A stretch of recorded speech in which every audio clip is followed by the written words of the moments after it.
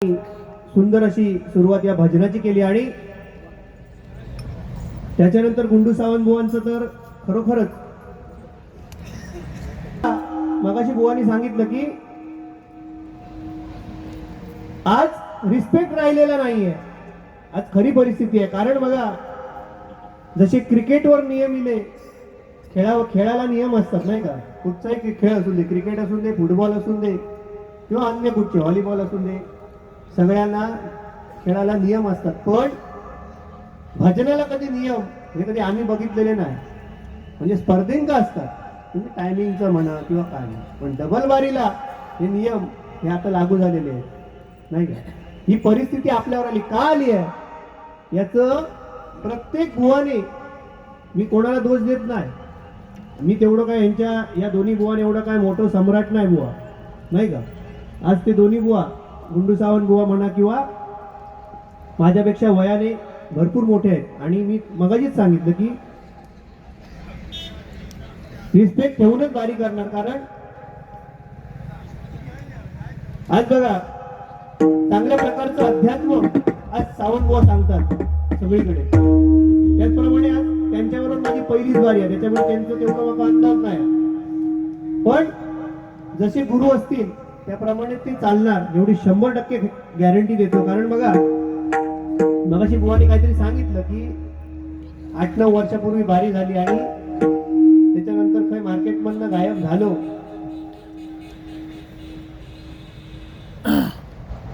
तर खैयेच नाही गायब जाऊ, समजलं असतं. कारण काय माहिती आहे, आता मी उडव ना, थंडी उडव गेलेली होती. आणि खरोखरच काय बुवा, एक तुम्ही बोलून गेलात की सामान याचा कुठे एक लागला तर काय माहिती नाही, असंच तुम्ही बोललात. पण बुवा एक लक्षात ठेवा, आज माझ्यापेक्षा तुम्ही ज्येष्ठ बुवा आहात. आज सामान कुठे एक लावची भाषा ही तुमच्यासारख्या बुवांकडनं मी कधी अपेक्षित केलेली नाही. आज ज्येष्ठ बुवा तुम्ही, समजलं असतं. मी कधी अपेक्षा तुमच्याकडनं केलेली नाही. ठीक आहे, जर तुमचं म्हणणं असत ना काय तो परमेश्वर बघित कुठे एक लावचा त्याचा कार्यक्रमात वापरूचा. दुसरी गोष्ट बुवा काय म्हणाले, खय गायब होतो आणि खय कुर्लेच्या बिळात खय रवलेलो. आणि फक्त एक लक्षात ठेवा, कुर्ले डेंगू असता कळला ना. हो हो गुंडू बुवा, हो कुर्ले डेंगू असता एवढा लक्षात ठेवा. जास्त काय तुम्हाला बरोबर बोलणार नाही. कारण तुमच्या युट्यूबला नाही का, 2 मिनिटं बुवा गुंडू बुवा, युट्यूबला मी तुमचे कार्यक्रम ऐकतो ना, खरोखर सुंदर. तुम्ही म्हणजे 8 वर्षापूर्वीचं सोडून द्यावा. पण आता जर तुम्ही जर प्रबोधन करतास ना, हो आताचं जर तुम्ही समाज प्रबोधन म्हणजे ज्या माध्यमातून तुम्ही बोलता कुठच्याही विषयावर, म्हणजे कलियुगातलं असून दे आताचं तुम्ही बोलता, अतिशय एक नंबर. म्हणजे तुमचं आज सध्या सिंधुदुर्ग जिल्ह्यामध्ये बतावणीमध्ये आज तुमचं काय होऊ शकत नाही. एकदा गुंडू सावंत बुवांसाठी जोरदार समाजाला म्हणजे आलेल्या जनता जनार्दनाला जेवढं थोडक्या ह्याच्यामध्ये म्हणजे म्हणतो ना आपण, जेवणात आपल्या लोणचा किती खाऊ खाया, मीठ किती खाऊ खाया, ह्या जसं जे का समजतं तशा पद्धतीचे. कारण त्यांचे कार्यक्रम रेग्युलर असतात हे आम्हाला पण माहिती आहे. आणि त्याच्यामुळे त्यांना तो सगळा अंदाज आलेला आहे सगळ्या गोष्टीचा. आज कुठेतरी आता बघा, माझी कधीतरी 5-10 मिनिटं किंवा जास्त होती, काय विलाच नाही. कारण कसं आम्ही कधीतरी भजना करतो म्हणा, म्हणजे डबल बाऱ्या, सिंगल भजनं बुवा असतात रोज, त्याच्याबद्दल काय टेन्शन नाही. पण डबल बाऱ्या काहीतरी करतो, त्याच्यामुळे आम्ही पाठीपुढे कुठेतरी होतो. ठीक आहे, या ठिकाणी रूपावली सादर करण्याच्या अगोदरच एवढंच मी सांगेन. आज बघा, तो पांडुरंग 28 युग, मगाशी बुवानी सांगितलं की तो 28 युग विटेवरती उभा आहे नाही का. आज तो 28 युग पांडुरंग विटेवरती उभा आहे. आणि ती वीट, ती विटेला काय म्हणतात, इंद्रवीट आहे ती, इंद्रवीट नाही का. त्या विटेवरती आज भक्त कुंडली आपल्या आई वडिलांची सेवा करत होता. पांडुरंग त्याला भेटण्यासाठी आले, पण आई वडिलांची सेवा पूर्ण झाल्याशिवाय त्याने सांगितलं पांडुरंगाला बाहेर येणार नाही. त्याच्या दिशेने वीट भिरकावली आणि त्या विटेवरती आपण सांगतो, सगळेच बुवा सांगतात, 28 युग तो पांडुरंग उभा आहे. पण एकदा काय झालं बघा, इंद्र आणि चंद्र यांनी ठरवलं की अहिल्याला जाऊन भ्रष्ट करायचं. इंद्र आणि चंद्राने ठरवलं अहिल्याला भ्रष्ट करायचं. हे जेव्हा गौतम ऋषींना समजलं तेव्हा त्यांनी काय केलं, त्या गौतम ऋषींनी त्या दोघांना शाप दिला. चंद्राला सांगितलं तू काळा होशील, आणि इंद्राला सांगितलं तुझ्या संपूर्ण अंगावरती कोड उठतील, कोड. शाप दिला गौतम ऋषींनी. झालं शापाप्रमाणे इंद्राच्या अंगावरती कोड उठले आणि चंद्र काळा झाला. झालं बाबा. आता इंद्र म्हणजे कोण? देवांचा देव. तो इंद्र देवांचा राजा. आज त्याला राजा कोण म्हणणार? संपूर्ण जर शरीरावर जर कोड आल्यामुळे तो विद्रूप दिसू लागला. आणि असा जर विद्रूप जर असेल तर त्याला राजा कोण म्हणणार? त्याला लाज वाटायला लागली. म्हणून त्याने शंभू शंकराची आराधना केली. शंभू शंकरांना प्रसन्न करून घेतला आणि शंभू शंकरांना सांगितलं की बाबा माझ्या अंगावरती हे जे कोड आलेत ते तुम्ही घालवा. पण शंभू शंकरांनी त्याला काय दिलं? त्यांच्याकडे एक लोहदंड होता. लोहदंड. तो लोहदंड त्या इंद्राला दिला आणि सांगितलं हा लोहदंड घे आणि या भूतलावावरती जेवढी तीर्थक्षेत्र आहेत तेवढी सर्व तीर्थक्षेत्र कर. ज्या तीर्थक्षेत्रामध्ये जाशील हा जो लोहदंड दिलाय तो लोहदंड या ठिकाणी तू उपासनेला बसशील त्या ठिकाणी तो पाण्यावरती तरंगला पाहिजे, तरला पाहिजे. तो लोहदंड जो देणार आहे मी तो पाण्यावरती ज्या ठिकाणी तरेल त्या ठिकाणी तुला जाऊन उपासना करावी लागेल आणि त्याच्यानंतरच हे कोड जातील. झालं त्याप्रमाणे इंद्र तीर्थयात्रा तीर्थक्षेत्र करायला सुरुवात केली. त्याने बरीच वर्ष झाली, काही शक्य झालं नाही. कारण मला सांगा लोखंडाचा लोहदंड पाण्यावरती कधी तरंगेल का हो? शक्य नाही. तो पाण्याखालीच जाणार. असं करता करता करता निराश होऊन तो एकदा पंढरपुरामध्ये आला आणि पंढरपुरामध्ये त्याने तो त्या ठिकाणी येऊन लोहदंड पाण्यामध्ये टाकला आणि त्या पंढरपुरामध्ये लोहदंड असं एक ठिकाण आहे त्या पंढरपुरामध्ये. त्या ठिकाणी तो लोहदंड पाण्यावरती तरला, पाण्यावरती तरंगला आणि त्या ठिकाणी बसून या इंद्राने उपासना केली. साक्षात पांडुरंग दर्शन द्यायला आला. डोक्यावरून हात फिरवला. इंद्राच्या अंगावरती जेवढे कोड उठलेले होते सगळे कोड निघून गेलं. जसा दिसत होता तसा दिसायला लागला. ही किमया खरोखरच ही नामस्मरणाची किमया आहे नाही का? आज बघा दोन चांगल्या गोष्टी सांगून सुद्धा भजन करता येतात नाही का? आणि एवढंच नाही, ते कोट निघून गेल्यानंतर बुवा त्या इंद्राने पांडुरंगाला काय सांगितलं की मला असं काहीतरी दे की लोक आयुष्यभर तुझ्या सोबत माझं नाव जोडतील. इंद्र म्हणाला पांडुरंगाला मला असं काहीतरी वचन दे की आयुष्यभर लोक तुझ्या सोबत माझं नाव जोडतील. म्हणून त्या विठ्ठलाने काय केलं? त्या लोहदंडाची वीट बनवली आणि त्या विटेवरती हा पांडुरंग गेली 28 युग उभा आहे. गेली 28 युग उभा आहे. गेली 28 युग उभा आहे. कारण ह्या माझ्या वाचनातून मी सांगितलं. आता बुवांचं अन्यथा किंवा त्या बुवांचं वेगवेगळा अर्थ असू शकतो. जे मला माझ्या वाचनामध्ये आलं ते या ठिकाणी मी सांगण्याचा प्रयत्न केला. ठीक आहे, या ठिकाणी रुपावली सादर करतो.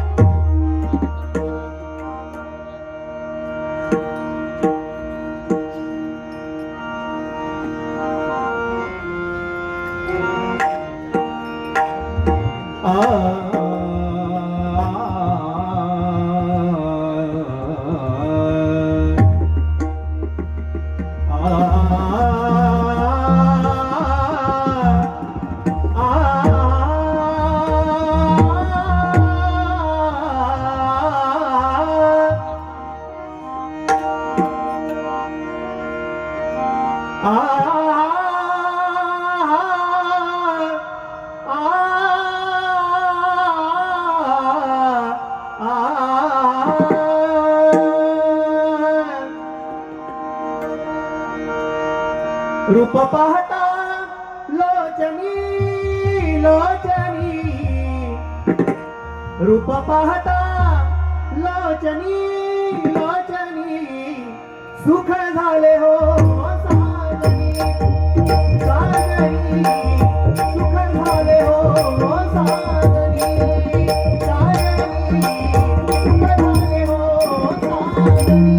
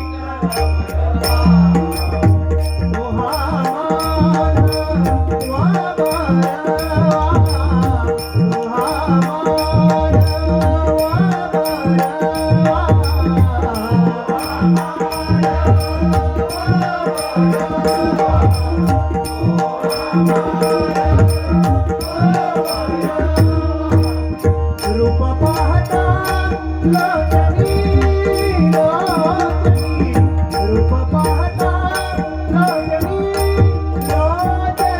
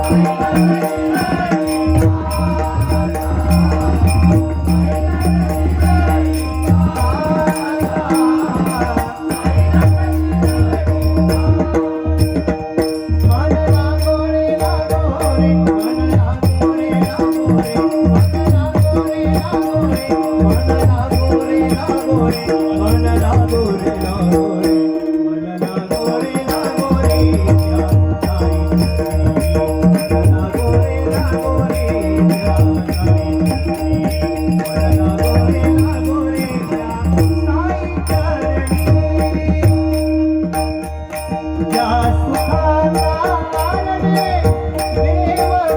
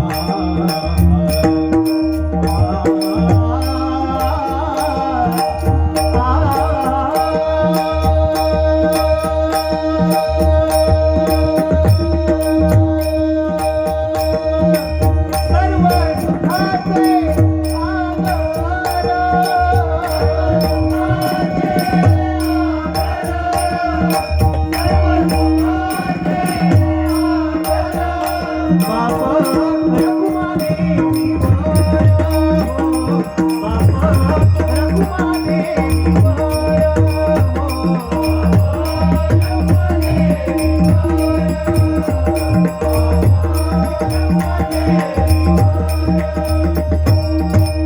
रूप पाहता लोचनी